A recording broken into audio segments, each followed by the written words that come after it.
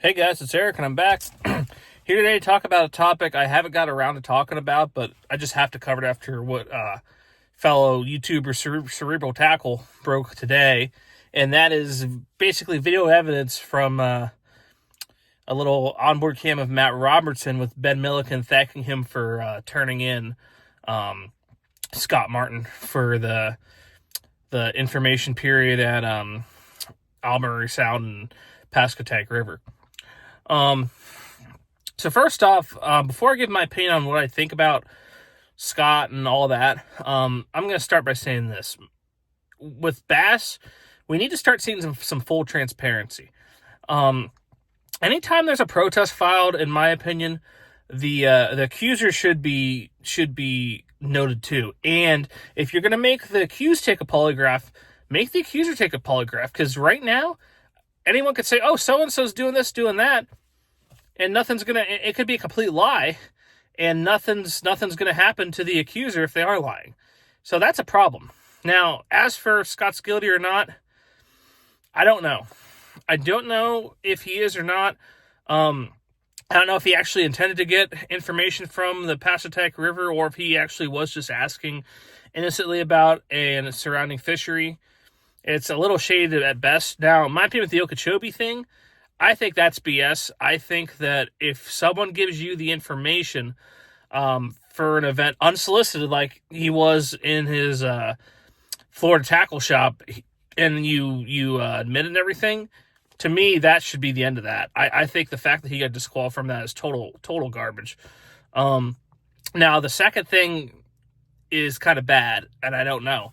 But what I will say is it never should have been the second thing. That should have been the first deal, because the Okeechobee thing, to me, like he got ramrodded with that. Now, I'll tell you what I also think. I think that right now in the Elite Series, I'm just going to say names like, Seth Feider, Matt Robertson, which I like Seth Feider a lot, and apparently Ben Milliken. There's a number of guys in the Elite Series who either never wanted Scott to come or don't like Scott. Whether they're out to get him or not, that might be a little debatable, but there's definitely, at the minimum, guys that don't like Scott. You can't deny that. And there's a lot of guys happy to see him go. From what I hear, his best friend on tour was Scott Canterbury. So, for what that's worth, which nothing against Scott Scott Canterbury or anything, but just saying.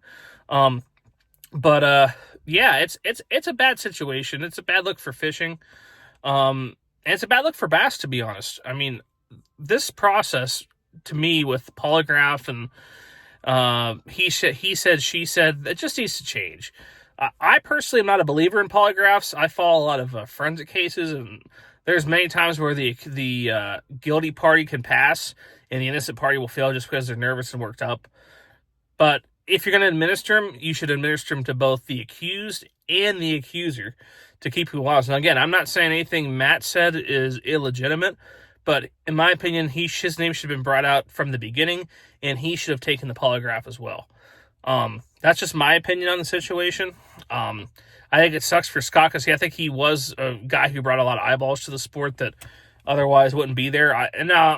Against Scott, I've said this: he came to Bass 10 years too late. I would have loved to see him competing against KVD, and that goes for Brian Thrift and David Dudley as well, but that's a whole nother issue for another video. But drop a comment. Tell me what you think. Do you think that Scott's guilty? Do you think he's innocent?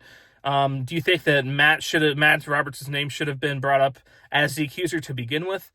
Tell me your thoughts. Thanks for watching, and like I said, be sure to drop a comment and tell me your thoughts.